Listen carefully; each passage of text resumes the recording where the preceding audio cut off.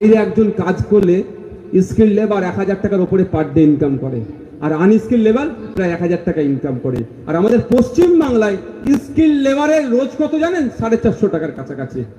কেউ আসবে? যদি এখানে কাজ থাকতো, আপনি আপনার মা বাপ আত্মীয় স্বজন স্বামী স্ত্রী স্বামী বা ছেলে পুলে ছেড়ে বাইরে কেউ কাজ করতো ভাই? কি আর মনে সুখ আছে ভাই? ঘরের লোককে ছেড়ে বাইরে যাবে এরকম কেউ আছেন? 2 পয়সা কম হোক তাও ঘরের কাছে থাকবো, বাপ মায়ের মুখটা দুবেলা দেখতে পাবো। বাচ্চা ছোট্ট বাচ্চা আছে যেমন পিছনে বসে আছে, মায়ের দেখো না, মায়ের মেয়ের ছেলের মুখটা দেখতে পাবো। কেউ আছে এরকম? কিন্তু আমার রাজ্যে শ্রমের মূল্যায়ন হচ্ছে না। তাই আমরা বলছি 2011 থেকে 2025 পর্যন্ত পশ্চিম বাংলা থেকে প্রায় 6500 কোম্পানি উঠে চলে গেছে। আর আপনি এখানে কাজের সন্ধান দিচ্ছেন। এখানে কলকারখানা কোথায়? নতুন ইন্ডাস্ট্রি কোথায়? আমি আপনাদের জন্য বলেছিলাম এই পরিযায়ী শ্রমিকদের উপরে অত্যাচার হবে না, এরা ঘরের কাছে থাকবে, পরিবারকে নিয়ে থাকবে, এখান থেকে ইনকাম হবে। এই মালদা মুর্শিদাবাদে প্রচুর পরিমাণে আম হয়, লিচু হয়, এই জন্য আপনাদের জন্য বলেছিলাম যেখানে সরকারের পক্ষ থেকে বড় ইন্ডাস্ট্রি বানানো হোক, এই ম্যাঙ্গো জুস বানানো হবে, লিচুর জুস বানানো হবে, জ্যাম জেলি তৈরি হবে, এখানে ইন্ডাস্ট্রি তৈরি হোক। কাঁচামালটা মালদা মুর্শিদাবাদ থেকেই পাওয়া যাবে।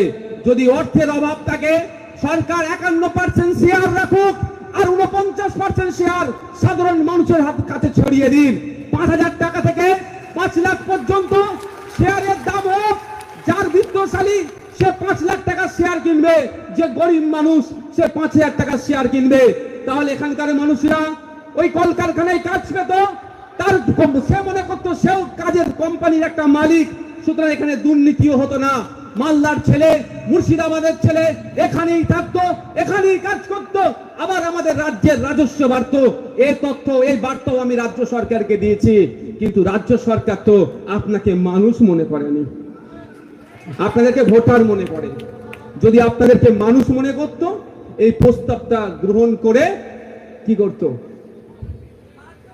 আপনাদের মানতো এবং আপনাদের এখানে কাজের ব্যবস্থা করতো।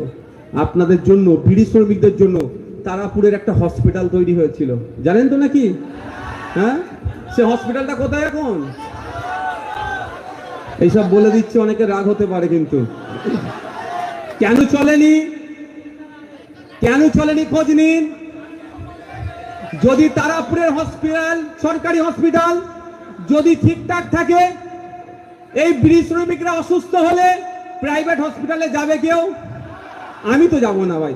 আমার বাড়ির কাছে যদি সরকারি ভালো হসপিটাল থাকে, তবে ডাক্তার দেখে যাব। যে তৃণমূলপন্থী ডাক্তার হয়তো ইঞ্জেকশন দিয়ে দিতে পারে, যেভাবে আমাদের বাড়ির মেয়ে তিলোত্তমাকে খুন করলো। ওরা তো ডাক্তাররাই ছিল তো নাকি ওখানে? এখন ধরা পড়েনি, ধরেনি তাই ধরা পড়েনি। পাকামো হচ্ছে নাকি? ওই করিডোরে 54-55 জন ওই রাত্রে যাতায়াত করেছে, ওগুলোকে সিবিআই নাকি চিনতে পারেনি। পাকামো হচ্ছে। অমিত শাহকে কাছে এই পাকামোকা করো, এই মমতা ব্যানার্জির কাছে করো, অন্তত আমাদের কাছে করতে এসো না, আমরা ভালো করে বুঝি। যাক, তো আমি আপনাদের যেটা আবার বুঝাচ্ছি যে আমরা চাই এই পরিযায়ী শ্রমিকের সমস্যার সমাধান করতে হবে। শুধু মমতা ব্যানার্জি একটা মিছিল করে দিলেন, একটা বাইট দিয়ে দিলেন, এতে সমাধান হবে না। ওটা নওশাদ সিদ্দিকী করবে। ওটা কারা করবে? ঈসা খান চৌধুরীরা করবে। ওটা কারা করবে? এই মার যে কংগ্রেসের নেতার মানে যাদের আছে তারা করবে। বসো, দাঁড়িয়ে থেকো না, বসো ভাই। তারা করবে। কারা করবে ওটা? যারা বিরোধী দলে আছে, তারা সরকারকে মিটিং মিছিল করে চাপে রাখবে। আর সরকারের কাজ কি হবে? খাতাই কলমে লড়াই করা। সেটা সরকার না করে মিছিল করছে। আর আপনারা ভাবছেন সত্যিকারের তো মমতা ব্যানার্জি আমাদের কত কথা ভাবে। দেখো, আমাদের ভাইদেরকে, মালদা মুর্শিদাবাদের লোকেদেরকে উত্তরপ্রদেশ হরিয়ানাতে মারছে, এদিকে মমতা ব্যানার্জি মিছিল করছে। যদি মমতা ব্যানার্জি সত্যি মিছিল করার দরকার ছিল, কলকাতায় নয়, দিল্লির রাজপথে গিয়ে, পার্লামেন্টের সামনে গিয়ে ধর্নায় বসার দরকার ছিল।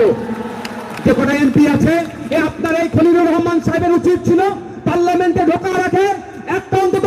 আপনার এই কি বলে করে বলো না গো, কি বলো, প্ল্যাকার্ডে লিখে যে মালদার জঙ্গিপুর লোকসভার অন্তর্গত শ্রমিকদের উপর অত্যাচার বন্ধ করতে হবে, অন্তত সেটা মিডিয়ার সামনে সারা ভারতবর্ষের মিডিয়ায় হাইলাইট হতো।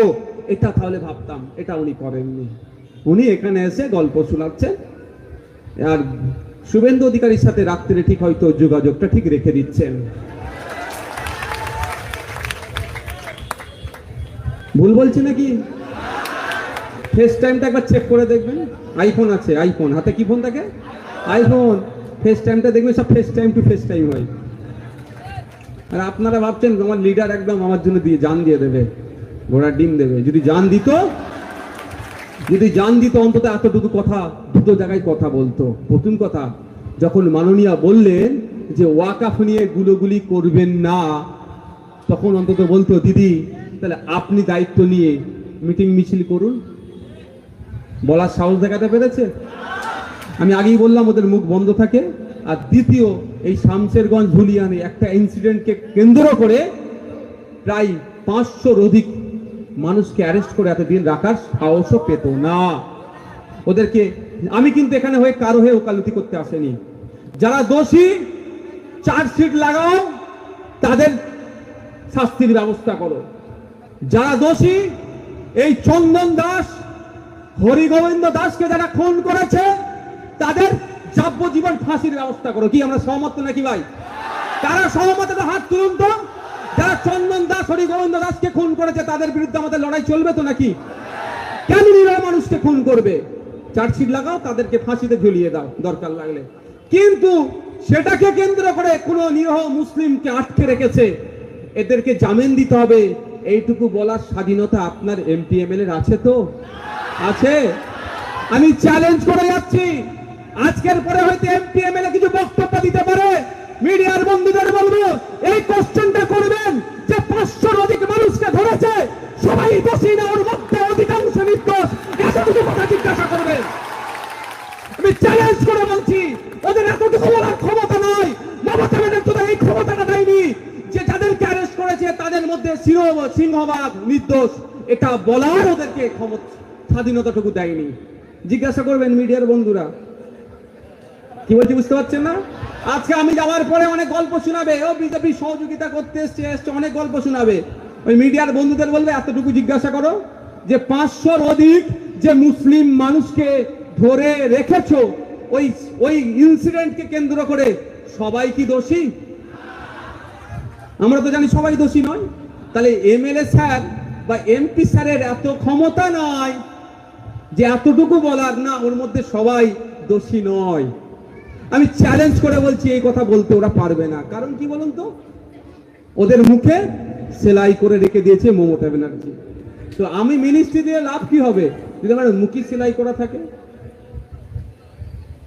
তাই বন্ধুগণ, লড়াইটা কোন জায়গায় বুঝতে হবে। লড়াইটা ন্যায়কে প্রতিষ্ঠা করার লড়াই, হক কথা বলার লড়াই, সত্য কথা বলার লড়াই। এই সত্য কথা বলার জন্য আগামীতে আপনাদেরকে আমরা চাইবো আপনারা আমাদের পাশে থাকুন। এই শামশেরগঞ্জ থেকে এমন নির্ভীক শখ হয়ে যাচ্ছি, মিসকিন নগরে কবরস্থান চলে যাচ্ছে গঙ্গার গর্ভে, শ্মশান চলে যাচ্ছে গঙ্গা গর্ভে, স্কুল চলে যাচ্ছে গঙ্গা গর্ভে, মসজিদ চলে যাচ্ছে গঙ্গা গর্ভে, কোনো হেলদোল নাই। আর হাজার হাজার কোটি টাকা খরচ করে কি করছে? মৎস্য করছে, খেলা করছে, আর এইখানকার মানুষদের ধ্বংস হয়ে যাচ্ছে, এক একটা প্রজন্ম শেষ হয়ে যাচ্ছে, কোনো ব্যবস্থা করছে না। আপনাদের মধ্যে একটা ভুল বুঝানো আছে। আমি কিছু মানুষের সাথে কথা বলেছিলাম, আমাকে কি বলছে জানেন? এই গঙ্গা ভাঙন নাকি রোধ করা যাবে না, ওই জন্য। সাধারণ মানুষ ভাই, আপনাদের এরকম কেউ শিখিয়ে রেখেছে নাকি? আমি কিছু সাধারণ মানুষের সাথে একবার কথা বলেছিলাম, কলকাতায় দেখা হয়েছিল, কথা বলতে বলতে উনি আমাকে রিপ্লাই দিচ্ছে যে গঙ্গা ভাঙন রোধ করা যাবে না, ওই জন্য সরকার ঠিকঠাক কাজ করতে পারে না। তিনি কিন্তু তৃণমূলের লোক নয়, এটা মাথায় ঢুকানো আছে। আমি আপনাদের বলি, এই ফারাক্কাতে নতুন ব্রিজ হচ্ছে তো ভাই, গঙ্গার ওপরে যদি ব্রিজ হতে পারে তাহলে গঙ্গা ভাঙন রোধ করা যাবে না? আপনাদের ঘরের কাছেই তো ফারাক্কাতে নতুন ব্রিজ যদি হতে পারে তাহলে গঙ্গা ভাঙন রোধ করা যাবে না? আমি বলছি না একবারেই পুরোটা করুক, প্রতি বছরে 2 কিলোমিটার করে কংক্রিটের বাঁধ নির্মাণ করুক বিজ্ঞানসম্মত ভাবে। প্রতি বছরে 2 কিলোমিটার করে করতে যাক না। করছে কোথায়? থুতু দিয়ে আটা ছেলেছে। হ্যাঁ, হ্যাঁ, এবার বলছি 500 বস্তা যদি সত্যিকারের বালির বস্তা দেয়, ওরা লিখবে 5 লক্ষ বস্তা বালি দিয়েছে। আমার হাতে কিছু প্রমাণ এসেছে, আগামী দিনে বলবো। এই খলিলুর রহমান সাহেবকে জবাব দিতে হবে, আমি শুনিয়ে যাচ্ছি। হজের দুর্নীতি, আপনাদের এমপি চেয়ারম্যান না, কোনো জায়গায় বাদ রাখছে না, ধর্মের কাজও দিয়েছে হাত ঢুকিয়ে। এবার এমপি খেয়েছে না এমপি নিচের লোক খেয়েছে, এমপির দায়িত্ব। আপনারা শুনলে অবাক হবেন, কলকাতা হজ হাউস 10 তলা বিল্ডিং, হ্যাঁ, ওখানে যতটা না টয়লেট আছে তার থেকে বেশি ক্লিনারের নিযুক্ত করেছে এই হজের যাওয়ার সময়। মানে বুঝতে পারছেন, রোজ হিসাবে 540 না কত টাকা তুলে নিয়েছে। যত না হাজি আছে তার থেকে বেশি সিকিউরিটি ওখানে নিয়োগ নাকি হয়েছে এই হজের সময়। মাল তুলেছে প্রায় 90 লাখ টাকা, 1 কোটি টাকা হারামে গেছে। টাকাটা কার টাকা? খলিলুর রহমান সাহেবের বিড়ি বেচা টাকা নাকি? হ্যাঁ, ওনার বিড়ি বেচা টাকা নাকি যে উনি যা ইচ্ছা খরচ করবে? আপনার আমার ট্যাক্সের মেহনতের টাকা। যে আপনার পাড়ায় বিড়ি বানছে তারও ট্যাক্সের মেহনতের টাকা, সেগুলো উচ্ছন্নে যাচ্ছে। যাক, ওই প্রসঙ্গটা পরে আসবে, আমি বলবো। আমরা ভুলে যাচ্ছি না ইজাজ আহমেদকে, পুলিশের গুলিতে সে নাকি সুতিতে মারা গেছিল, তাকে নিয়ে চর্চা হচ্ছে না কেন? 13টি ছেলে গুলিবিদ্ধ হয়ে অর্থের অভাবে এখন ঠিকঠাক চিকিৎসা পর্যন্ত পাচ্ছে না। 17টি ছেলে সম্ভবত অর্থের অভাবে এখন ঠিকঠাক চিকিৎসা পাচ্ছে না। তা নিয়ে কোনো উচ্চবাচ্য আছে? এরা আবার জনপ্রতিনিধি। লজ্জা লাগে এই সমস্ত জনপ্রতিনিধিদেরকে। অভিযোগ এটা বিএসএফ এর নকল ড্রেস পরে, অর্থাৎ ফার্জি বিএসএফ সেজে এসে মহিলাদের উপর অত্যাচার করেছে। এর জবাব কে দেবে? এর জবাব তো রাজ্য সরকারকে দিতে হবে। এর জবাব মমতা ব্যানার্জিকে দিতে হবে। আর মমতা ব্যানার্জির যারা প্রতিনিধি আছে তাদেরকে দিতে হবে যে 17 জনকে যারা গুলিবিদ্ধ করলো তাদের বিচার কোথায়? জামিন আমি আমার সাথে যোগাযোগ করবেন, সেটা নিয়ে কথা বলছি। অনেকে, আপনার ভগ্নিপতি শুধু নয়, আপনার ভগ্নিপতি আমার ভাই, আর নির্দোষ যারা তারা আমার ভাই। আমি আমার ভাইয়ের জন্য লড়াই করব, এটা মাথায় রাখবেন। আমি কাগজপত্র অলরেডি চেয়েছি। আমি জামিনের জন্য লড়াই করব, আইনত লড়াই আমি চেয়েছি। তবে হ্যাঁ, যারা অন্যায় করেছে তারা বেশি কি করে শাস্তি হয় তার হয়ে আমি কথা বলবো ভাই। আমি অন্যায়কারীর পক্ষে থাকবো না। আচ্ছা, সেটা কোর্টে প্রমাণ হবে। বসো, কি বলছি বন্ধুগণ, বুঝতে পেরেছেন? তাহলে যে 17 জনকে গুলি করলো, কারা গুলি করলো এটা তদন্ত করতে হবে না? তাহলে আগামী দিনে গ্রামে যদি র্যাব ঢুকে, পুলিশ ঢুকে, করবেন না? আমি অনুরোধ করছি, আমি এটা প্রসঙ্গে করবে বলছি, যদি বেঁধে ফেলে বলেন, এটা আসল পুলিশ কি নকল পুলিশ জানবে কি করে? তাহলে এই বিচারটা কে করবে? তদন্তটা কে করবে? মমতা ব্যানার্জি রাজ্যের মুখ্যমন্ত্রী, তিনি পুলিশ মন্ত্রী, তিনি করেছেন? করেননি। কারণ গুলি খেয়েছে কারা? ভোটাররা। মানুষ তো গুলি খায়নি। মানুষ যদি গুলি খেত তাহলে আপনার জন্য চিন্তিত হতো। আপনাকে তো মানুষ ভাবেনি, আপনাকে ভোটার ভেবে রেখে দিন। কারণ আপনাদের বলেনি, জানেন গত কদিন আগে দুর্গাপুরে বৈধ কাগজপত্র থাকার পরেও তাদের উপর অত্যাচার করেছে। এই কি হলো তোমাদের? এই কি হচ্ছে? পিছন দিকে তাকাচ্ছ কেন? হাঁপিয়ে গেলে একটু বাইরে যে বসো, কোনো সমস্যা নেই, যাও, কোনো সমস্যা নেই। আমার 10টা লোক থাকলে যেভাবে বক্তব্য দিই, আর 5000 লোক থাকলে আমি সেভাবে বক্তব্য দিই। আমার তো ওই লোক নিয়ে আমি কোনোদিন ভাবি না। পরে সময় নেই। টাইম কত হয়েছে?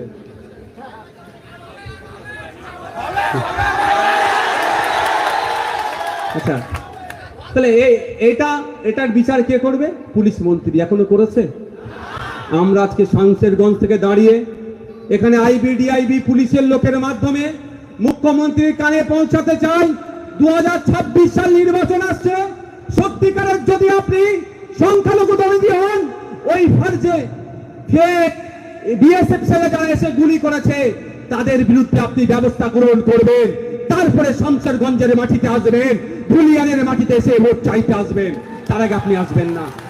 আমরা শুনেছিলাম যখন এই দাঙ্গার মতো ঘটনা সংঘটিত করেছিল, তারপরে পরেই মমতা ব্যানার্জি বলেছিলেন ওটা আরএসএস এর কাজ, ওটা বহিরাগত হয়েছে, এলাকায় হিংসা ছড়িয়েছে। কিন্তু আমার প্রশ্ন, কজন আরএসএস এর কর্মীকে, কজন বিজেপির কর্মীকে, কজন বহিরাগতকে আপনি অ্যারেস্ট করেছেন? তার তথ্য শামশেরগঞ্জের মানুষকে দিন, আমরাও দেখতে চাই সত্যিকারের কারা বাইরে থেকে এসে হিংসা করে পালালো। বলেছিল না? হ্যাঁ, আপনার ভগ্নিপতির নাম কি? তাহলে আরএসএস করে নাকি? আমি এমনি বলছি, বসেন, বুঝতে পারছেন তো? রহিম শেখ হয়তো আরএসএস এর বড় কর্মী, ওই জন্য ধরে ঘুরে দিয়েছে, এই জন্য অনেকে আছে। তাই আমি অনুরোধ করবো আপনাদের, আগে উত্তর দিতে হবে, তারপরে ভোট চাইবে। এটা বলছি বলে আপনি আমাকে ভোট দেবেন একবারের জন্য নয় ভাই। আমি এসব বলছি বলে আপনি আমাকে ভোট দেন একবারের জন্য বলবো না। ভালো লাগলে দেবেন, না লাগলে দেবেন না, সমালোচনা করবেন, কোনো আমার সমস্যা নেই, কিন্তু হক কথা বলতে হবে। আপনারা 2011 সালে বলুন, 21 সালে বলুন তো কেন তৃণমূলকে ভোটটা দিয়েছেন? এখানে যারা বসে আছে 95% মানুষ 2021-এ তৃণমূলকে ভোট দিয়েছিল। ভুল বলছি নাকি? কেন ভোট দিয়েছিলেন? বিজেপির অত্যাচারের হাত থেকে বাঁচার জন্য।